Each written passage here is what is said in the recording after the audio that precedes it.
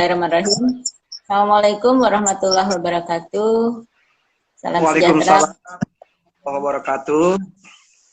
Ya, terima kasih Bapak Ibu yang sudah bergabung di sini untuk mendengarkan paparan Kang Asep ya tentang preview workshop. Jadi saya atau kami dari Paradigma itu menyelenggarakan workshop yang narasumbernya atau pemandunya adalah Kang Asep selama tahun 2021 ini. Ada 4 judul workshop yang akan kita selenggarakan, insya Allah dari mulai bulan Februari, Maret, April, dan Juni. Nah, karena kita menyelenggarakannya dalam bentuk Zoom, begitu ya, dan membutuhkan waktu untuk mempelajari itu semua. Nah, kami menyediakan waktu untuk menyampaikan dulu gambaran secara umum. Namun singkat gitu ya dalam waktu 1 jam ke depan ini bersama Kang Asep sebagai pemandunya. Nah, mungkin saya akan sampaikan dulu beberapa materi yang akan menjadi tema workshop kita, yaitu yang pertama adalah Preventing Hypnotic Communication. Mudah-mudahan terbaca nih di layar Bapak Ibu sekalian. Ini akan kita rencanakan insya Allah tanggal 27 sampai 28 Februari. Kemudian yang berikutnya adalah mengasuh emosi anak dengan mengajarkan 4 skema berpikir dasar.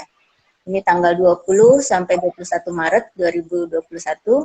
Kemudian yang ketiga, ini adalah membangun nurturing communication dalam membina keluarga. Ini April tanggal 3 sampai 4. Dan kemudian yang terakhir adalah berkait dengan transformasi diri dari luka pengasuhan dan trauma psikologis. Nah, kita ingin dengar sama-sama nih ya. Jadi satu persatu setiap tema dari workshop ini akan dipaparkan secara singkat oleh Kang Asep gitu ya.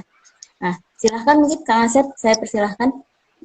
Baik, Assalamualaikum warahmatullahi wabarakatuh, teman-teman sekalian. Jadi malam ini saya menggunakan Facebook Live dan juga Instagram Live.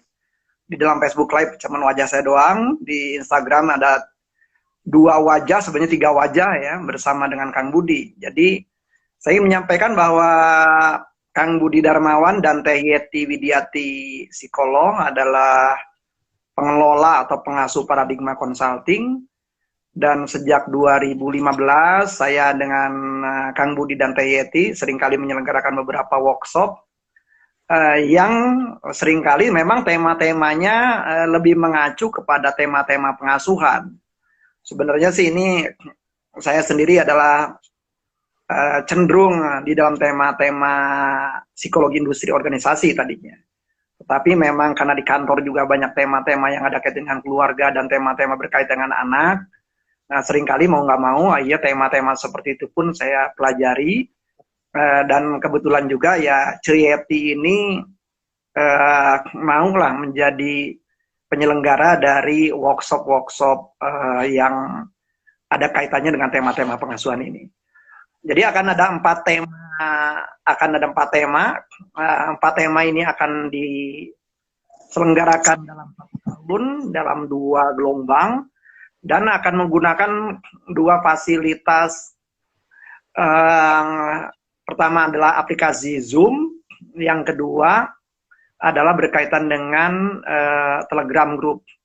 Aplikasi Zoom digunakan dalam rangka untuk menyampaikan kepada para peserta tentang untuk menjawab pertanyaan what, why.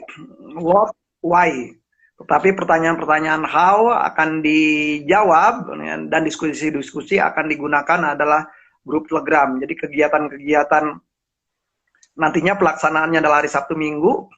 Dan kemudian ada 1 minggu waktu yang memang dimanfaatkan adalah untuk para peserta mengerjakan tugas-tugas.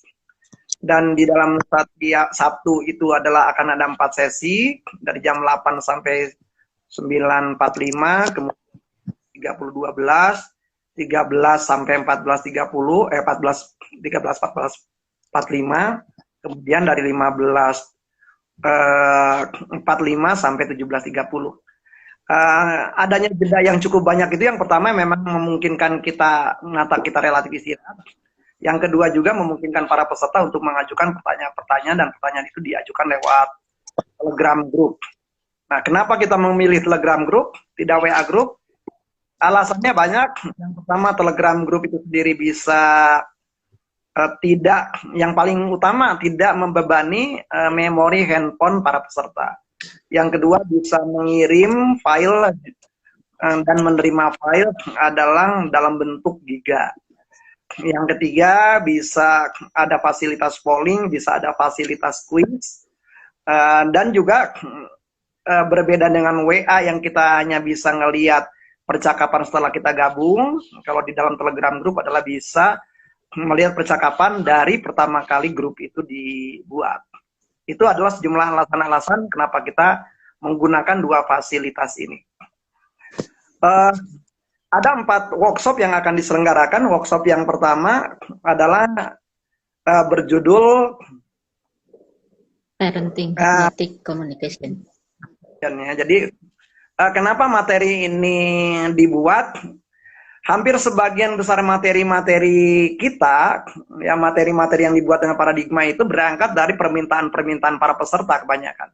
Berangkat dari pertanyaan-pertanyaan para peserta. Jadi ibaratnya kita ada pertanyaan-pertanyaan peserta itu adalah ngumpul di tema-tema itu, kemudian kita pertanyaan itu diajukan lebih dari 60 orang. Kenapa kita mengatakan 60 orang? Karena seringkali pertanyaan itu adalah nyangkut lewat tulisan-tulisan kita di Facebook. Kalau dalam kasus saya adalah ada DM dari Instagram gitu ya.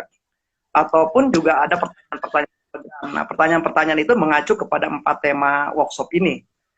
Nah, yang pertama adalah Parenting Hypnotic Communication. Itu akan diselenggarakan 27 sampai 28 Februari 2021.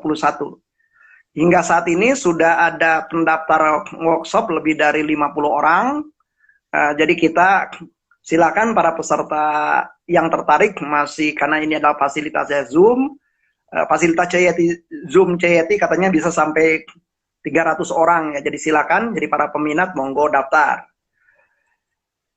Apa yang akan kita bahas di dalam Parenting Hypnotic Communication itu, karena ini berkaitan dengan parenting itu berarti ketika kita bicara parenting itu tema-tema yang kita bahas adalah tema-tema ketika orang akan ngomong anak,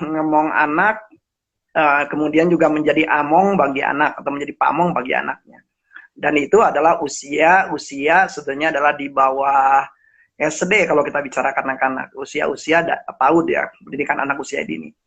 Nah, dan kita tahu persis secara keilmuan bahwa pada usia-usia seperti itu yang namanya area otak kritis, yang namanya prefrontal cortex belum berkembang. Nah, sehingga area-area otak yang sifatnya adalah menyerap, kemudian menyimpan, itu masih relatif lebih utama. Nah, dan di situ juga adalah anak-anak itu adalah kemampuan berbahasanya itu dapat merekam, boleh dikatakan sangat produktif dalam merekam kata, sangat produktif juga dalam mengucapkan kata, dan anak tidak mempunyai ketakutan gitu untuk bereksplorasi berkaitan dengan kata. Nah, dilihat dari sudut hipnosis, sebenarnya ini adalah keadaan hipnosis. Jadi boleh dikatakan anak-anak ini adalah berada dalam keadaan yang hipnosis itu adalah menjadi alamiah gitu untuk anak-anak. Nah, sayangnya keadaan hipnosis yang alamiah ini adalah nggak begitu dimanfaatkan oleh orang tua dengan cara bijak, ya lebih karena tidak tahu tentunya saja.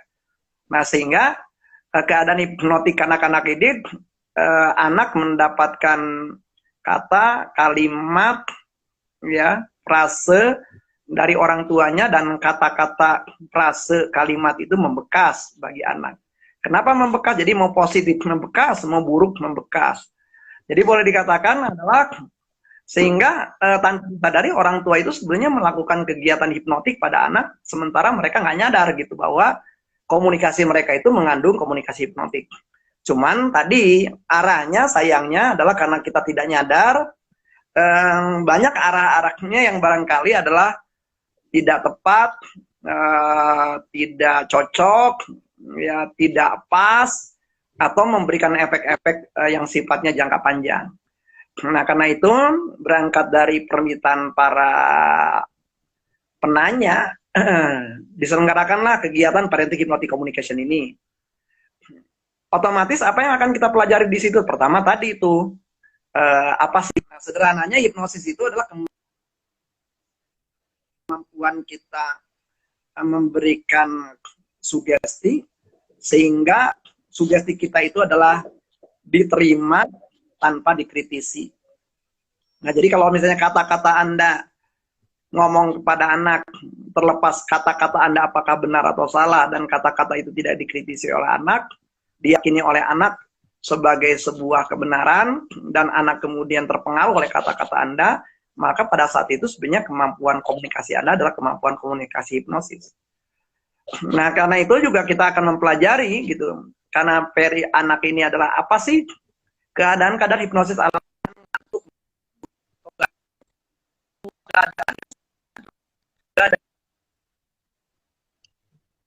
dan yang paling baik untuk programming.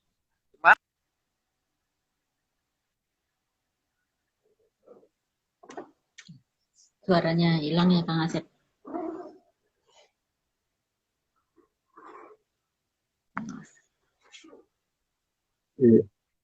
Dilanjutkannya. Ya, Kang Asep masih ini ya, belum. Ya tadi Bapak Ibu, kalau tadi kita mendengarkan sama-sama apa yang disampaikan oleh Kang Asep ya. Jadi Kang Asep tadi menyampaikan bahwa materi pertama itu adalah kita memahami dulu tentang hipnosis. Nah ini saya jamin ya, jadi bahwa hipnosis itu tidak berkaitan dengan jin sama sekali, begitu ya.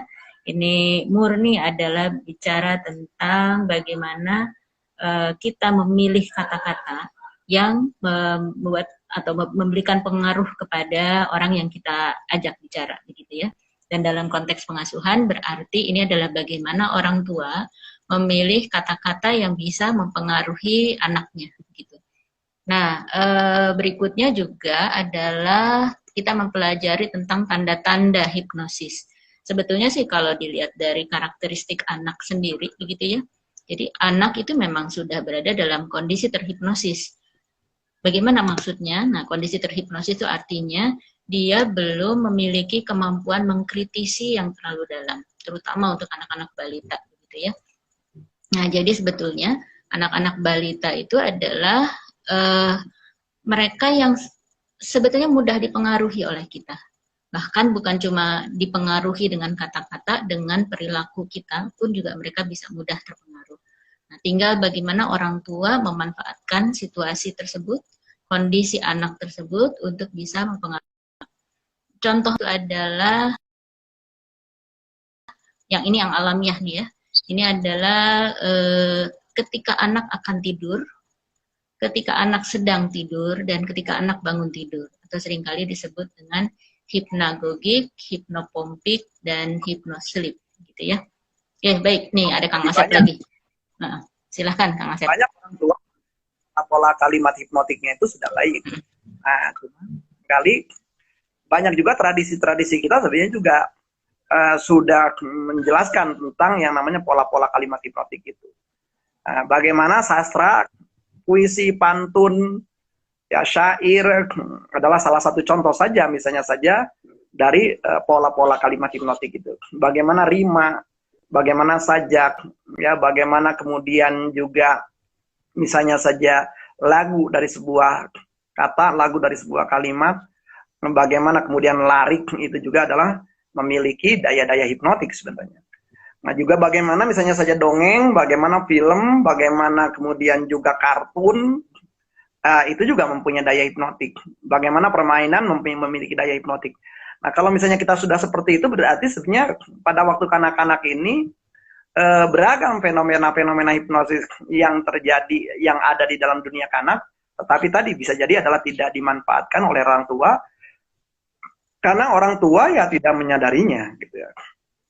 Nah karena itu kita akan uraikan gitu tentang tema-tema itu. Nah kemudian juga kita akan menjelaskan tentang bagaimana sih sebenarnya syarat atau tata cara membuat sebuah sugesti yang sederhana, sugesti yang mudah, sugesti yang sifatnya juga afirmatif, dan juga adalah layak untuk dijadikan oleh kita dalam rangka melakukan pendidikan anak. Nah kemudian juga bagikan kata memanfaatkan keadaan hipnotik ini dalam rangka mendidik anak sehingga anak juga adalah mampu mengelola emosi anak. Nah, itu yang akan dieksplor selama 2 hari, 8 sesi dengan judul workshop Parenting Hypnotic Communication yang akan batch pertamanya itu akan dilakukan pada tanggal 27 dan 28 Februari ini. Nah, kemudian silakan Ceti kalau ada info tambahan. Ya, tadi udah ngulas sedikit, cuman mungkin ada pertanyaan. Ini sering kali ditanyakan oleh banyak orang tua gitu ya. Ini halal nggak, Kang? Jadi maksudnya pakai jin nggak nih kalau hipnosisnya? Kenapa teh? Apa pakai jin atau enggak, atau pakai makhluk halus apa enggak gitu loh? Ya, bagi orang-orang yang otomatis hipnosis itu tidak menggunakan jin lah ya. Hipnosis asli menggunakan kemampuan komunikasi saja. Itu tidak ada jin yang kalau itu sebuah entitas gitu ya. Tidak ada penggunaan jin kayak gitu. Kita adalah seluruh kegiatan ini dalam murni kegiatan ilmiah, berangkat dari penelitian ilmiah, berangkat dari karya-karya ilmiah ya.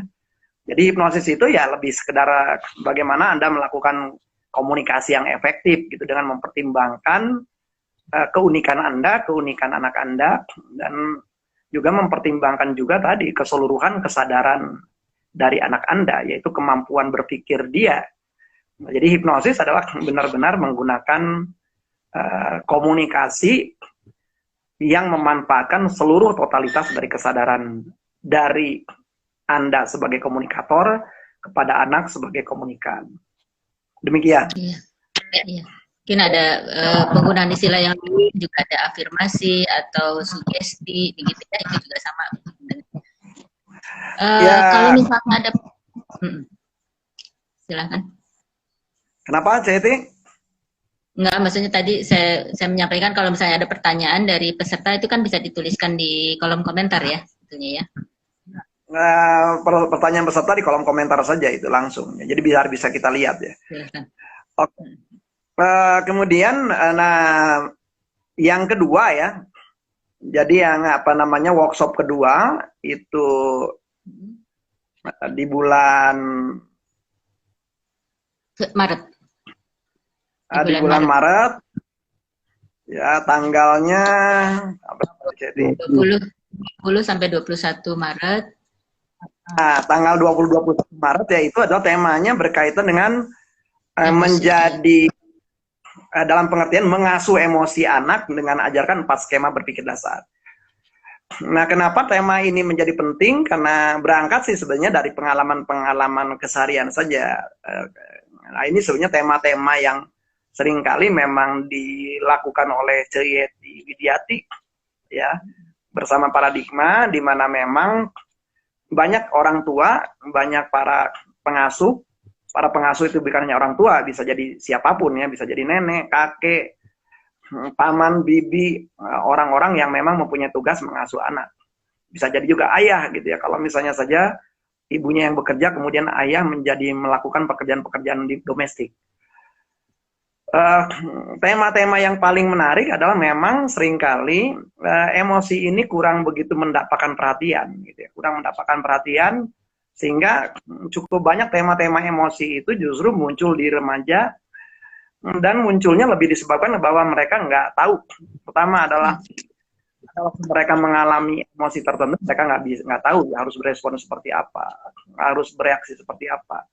Kemudian harus bertindak seperti apa. Seakan-akan di dalam dirinya sendiri nggak ada sebuah pola berperilaku tertentu menanggapi stimulus sehingga mengetahui respon yang tepat. Nah, pola menanggapi sebuah stimulus dan urut-urutan proses di dalam benak sehingga menghasilkan pilihan-pilihan respon yang tepat itu dalam bahasa sederhananya dinamakan sebagai skema.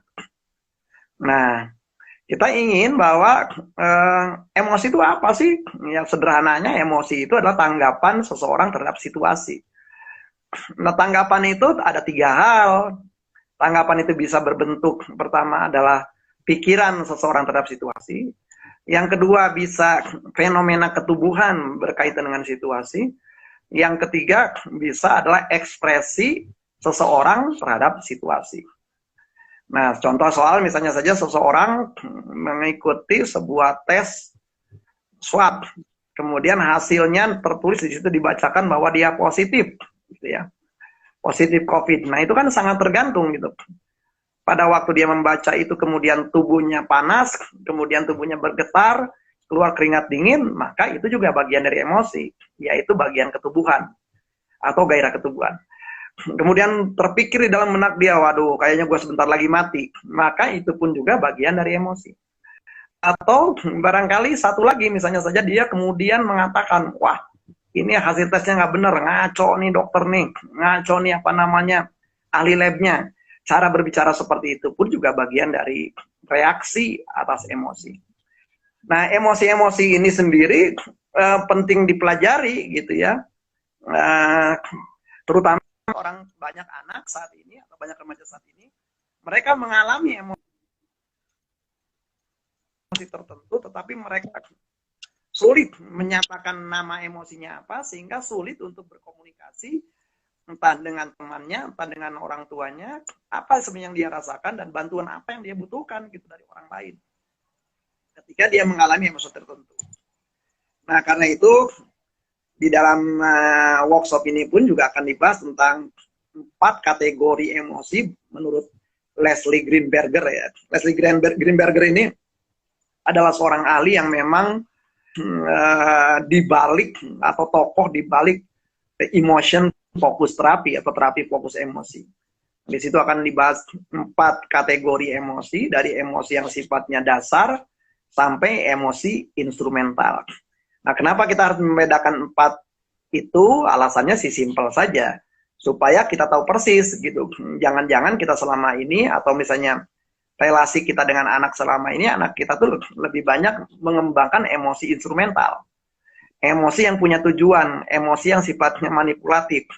Atau jangan-jangan dia emosi jenis kedua, kategori kedua, yang sifatnya adalah emosi itu dipengaruhi oleh skema yang sifatnya maladaptif akibat pengalaman-pengalaman traumatik di masa lalu. Jadi orang itu sebenarnya di masa kini, tetapi respon emosinya itu sebenarnya respon emosi atas suatu kejadian di masa lalu. Atau yang ketiga, emosi yang ketiga, emosi di dalam emosi di dalam emosi.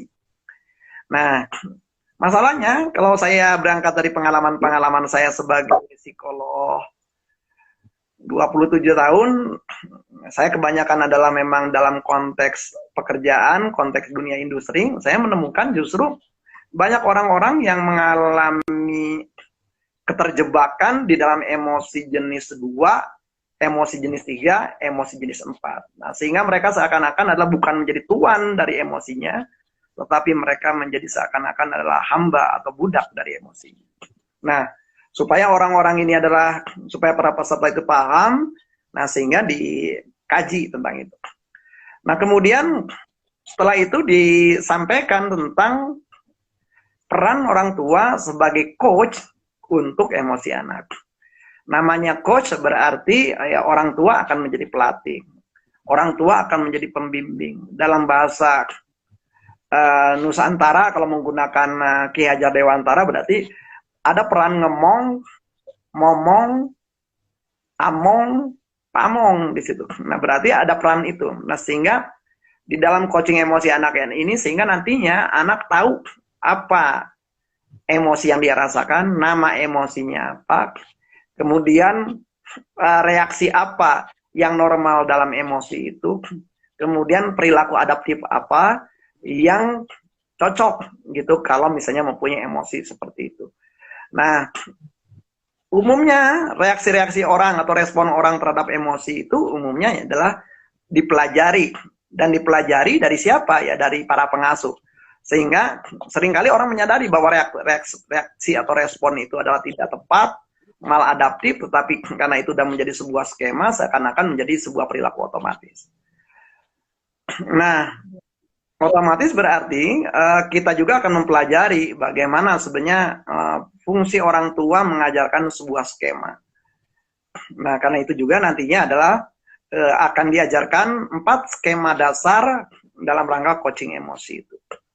Nah, sehingga karena kalau seseorang itu mengalami sebuah tindakan, nggak usah jauh-jauh. Misalnya anak itu jatuh, maka orang tua tuh tahu jatuh itu efeknya apa ke tubuh, perasaan apa yang dialami oleh tubuh anak yang bersangkutan, efek apa yang muncul gara-gara misalnya saja tubuhnya jatuh, kemudian juga perilaku apa atau pikiran apa yang perlu muncul pada waktu terjadi peristiwa itu, kemudian juga tindakan apa atau tindakan efektif apa yang perlu dilakukan sehingga dia bisa nyaman dan tenang akibat dia jatuh.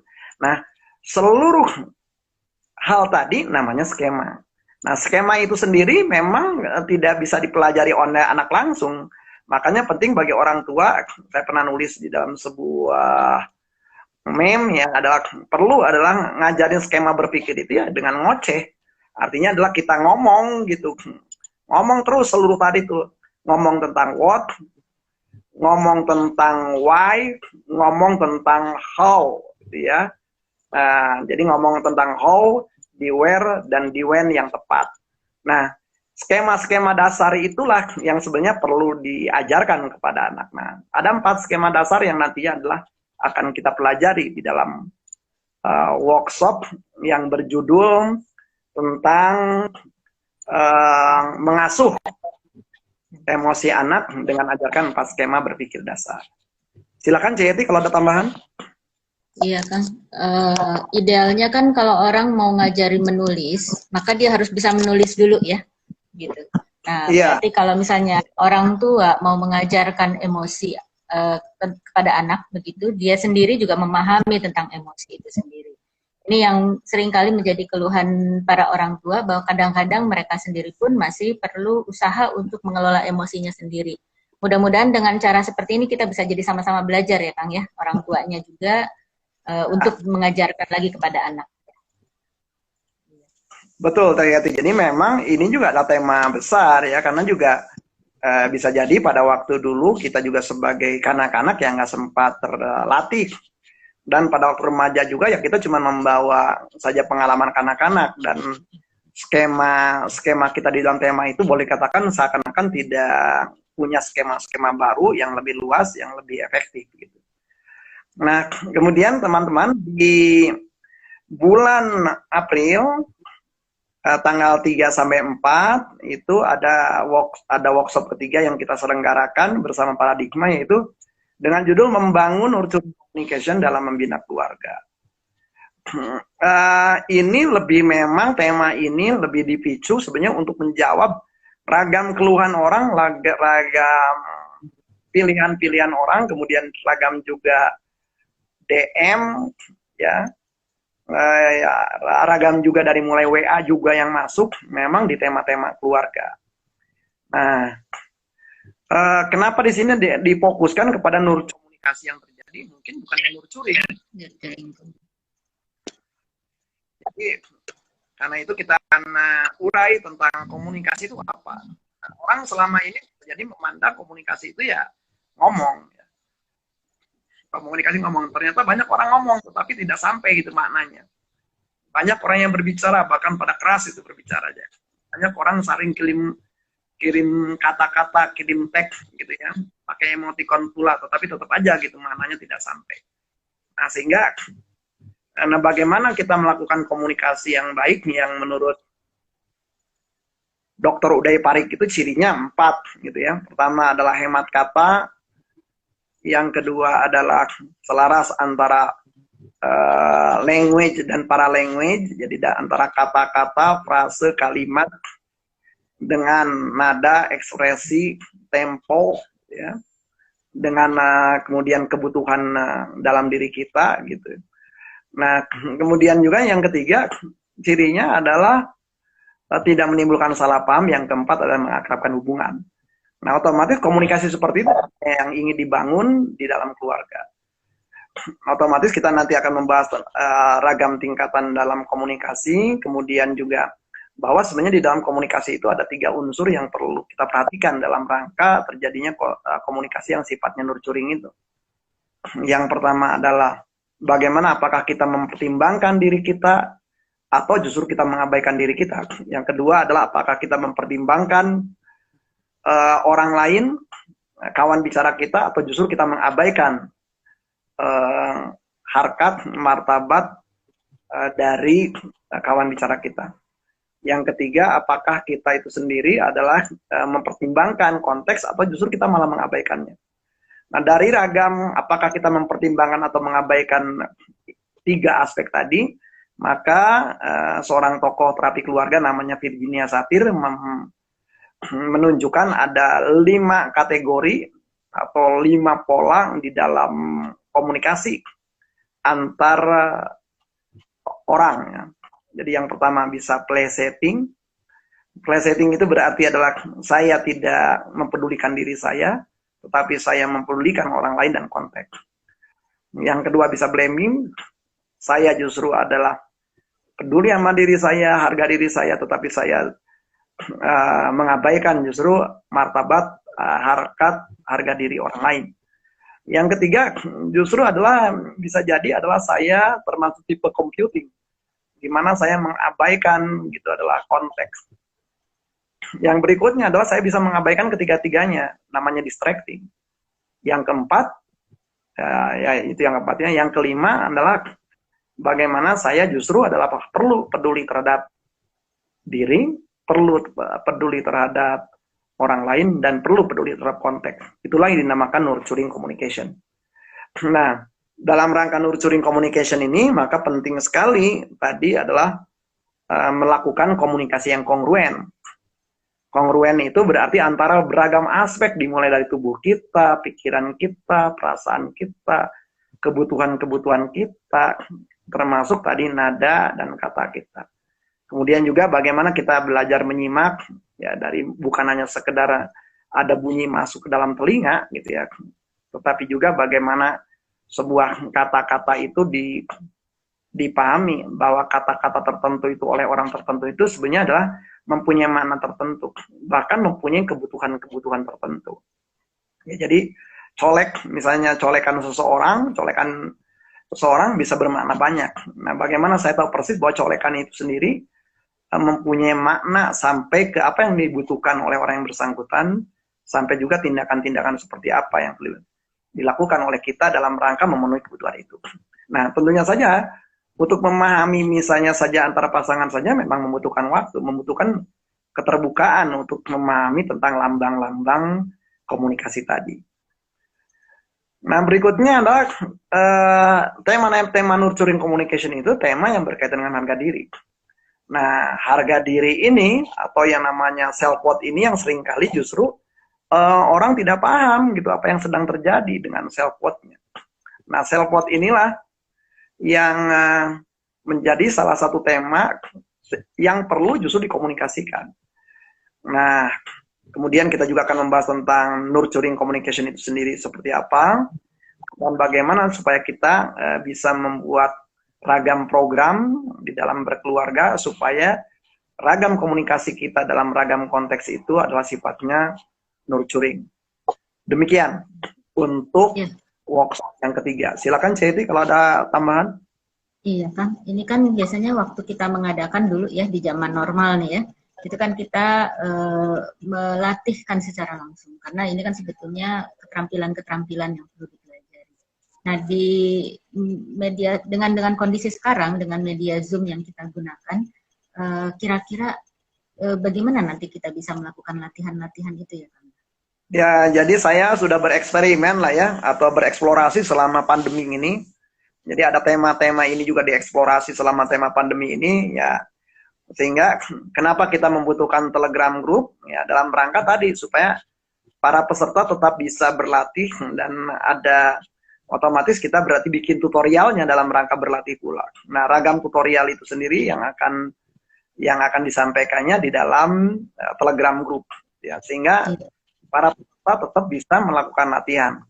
Nah, mereka juga bisa melakukan diskusi dengan kita lewat Telegram Group itu. Apakah misalnya cara melakukan latihannya itu tepat atau tidak. Dan mereka juga akan mendapatkan komentar-komentar dari kita gitu, dari latihan-latihan ini.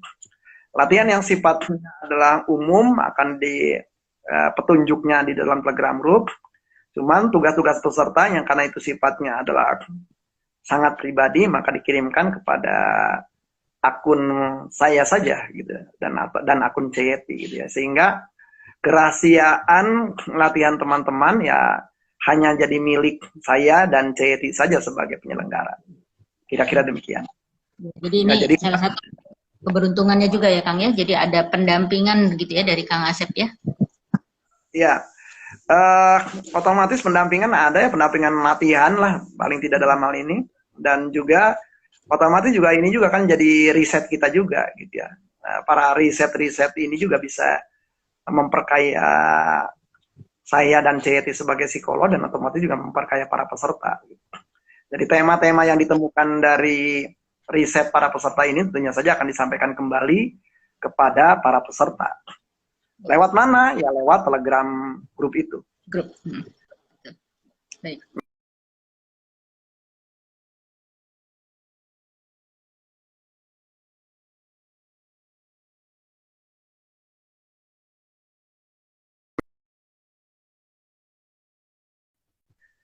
Itu kita akan juga tema yang kayaknya dari tahun 2015 ya, tema yang kayaknya selalu ada permintaan berkaitan dengan inner child, tetapi di tahun ini kita juga ubahlah judulnya ya menjadi relatif lebih, kalau dulu tuh healing inner child within, kemudian pernah kita ubah menjadi empowering your inner child.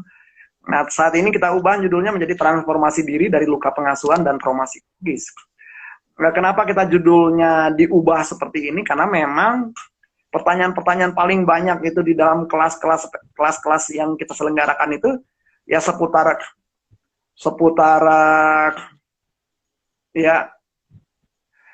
luka ya, seputar luka dan seputar trauma psikologis. Nah, karena itu apa yang akan kita bahas di situ pertama adalah diri yang transformatif, itu kita akan bahas. Kenapa diri yang transformatif ini kita bahas?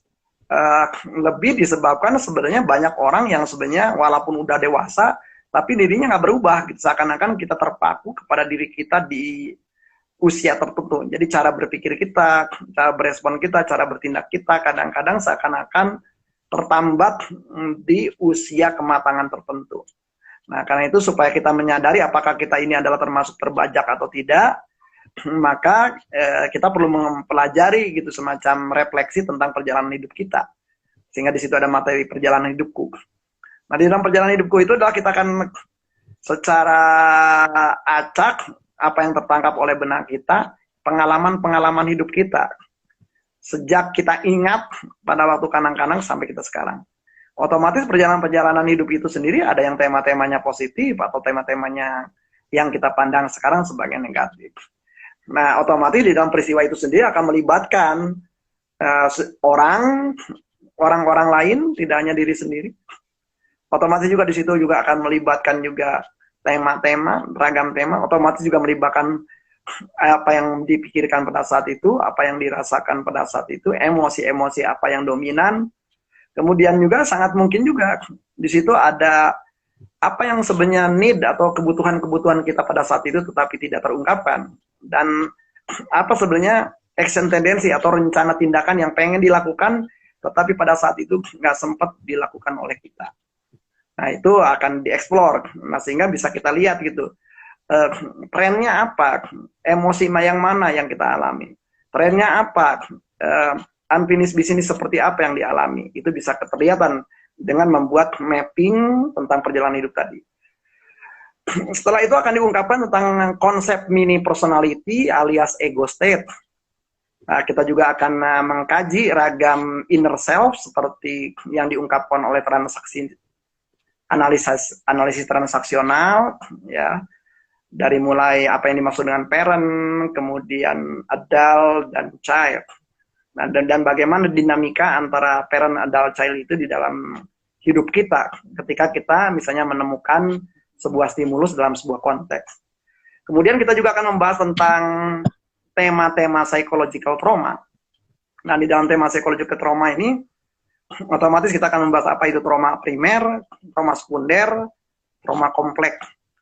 Dan trauma kompleks itu mau nggak mau, suka nggak suka juga kita akan membahas tentang pengalaman kanak-kanak yang tidak menyenangkan, yang di dalam penelitian-penelitian 5 tahun terakhir digunakan dengan istilah ACE, singkatan dari Adverse Childhood Experiences, atau pengalaman kanak-kanak yang sangat tidak nyaman. Nah, jadi Adverse Childhood Experience itu kita akan explore.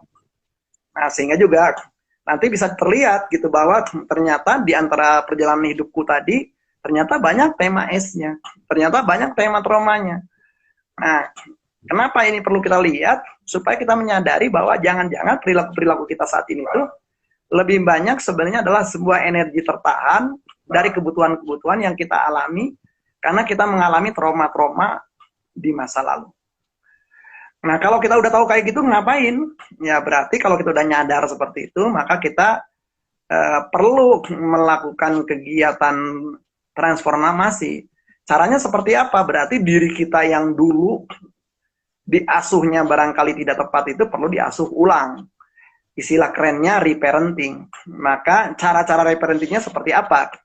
Nah, ada ragam teknik, ada ragam tools yang akan kita ajarkan kepada para peserta, ya, dari mulai tools yang sederhananya adalah menggambar, bercerita, kemudian juga bagaimana journaling, menulis, dan drama.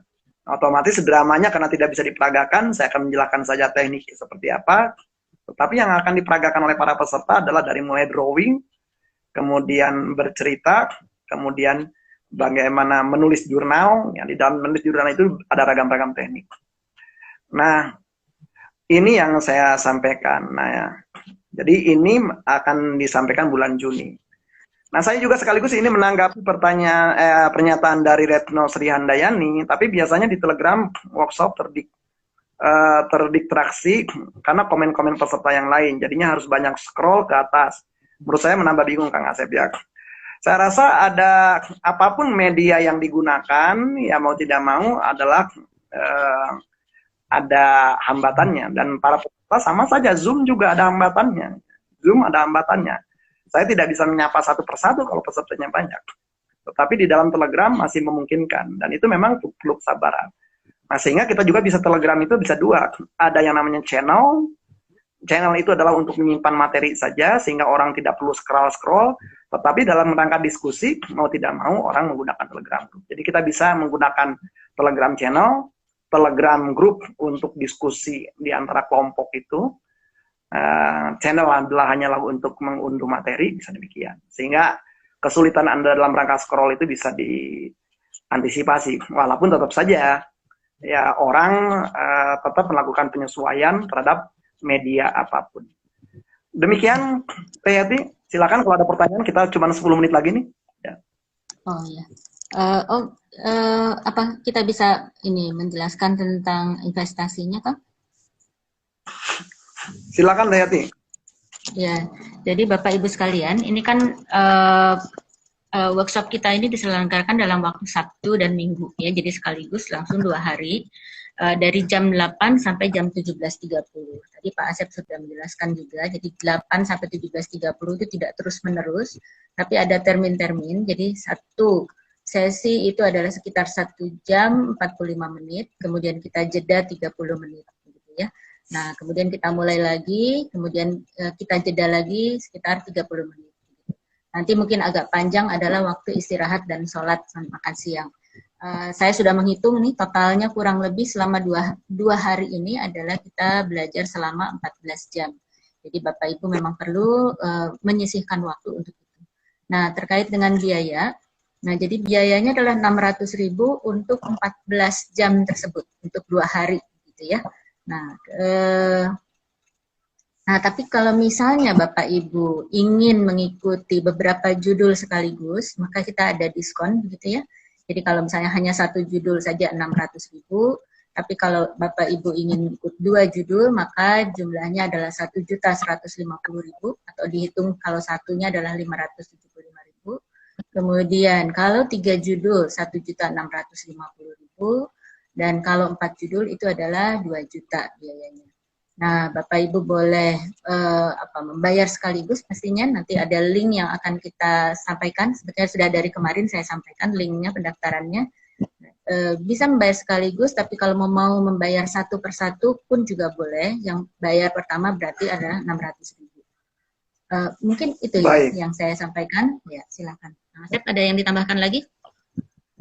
Jadi teman-teman, nah, bagi yang Anda melihat Facebook, jadi informasi itu nanti akan di-tag ya oleh Ceyeti di Facebook saya, ya. Jadi tentang informasi-informasi tadi tentang materi-materi apa, jadi silakan Anda bisa lihat di Facebooknya Ceyeti dan Facebook saya. Dan untuk di Instagram juga informasi itu juga ada di dalam Instagramnya Ceyeti, yang di-tag juga di dalam Instagramnya saya. Baik teman-teman, itu saja yang bisa saya sampaikan. Jadi ini adalah preview terhadap 4 workshop yang akan diselenggarakan oleh Paradigma dengan narasumbernya saya Asep Edugadi. Semoga apa yang disampaikan adalah memberikan manfaat bagi Anda semuanya. Dan pertanyaan-pertanyaan silakan Anda ajukan, boleh di Facebook atau boleh di Telegram, ya, dalam komentar Telegram. Insya Allah saya akan menjawab Instagram, ya. Insya Allah saya akan menjawabnya. Insya Allah Teh Yati juga akan menjawabnya. Demikian, terima kasih. Assalamualaikum warahmatullahi wabarakatuh. Waalaikumsalam. Terima kasih Bapak Ibu sekalian. Ya, kita tutup sekarang ya.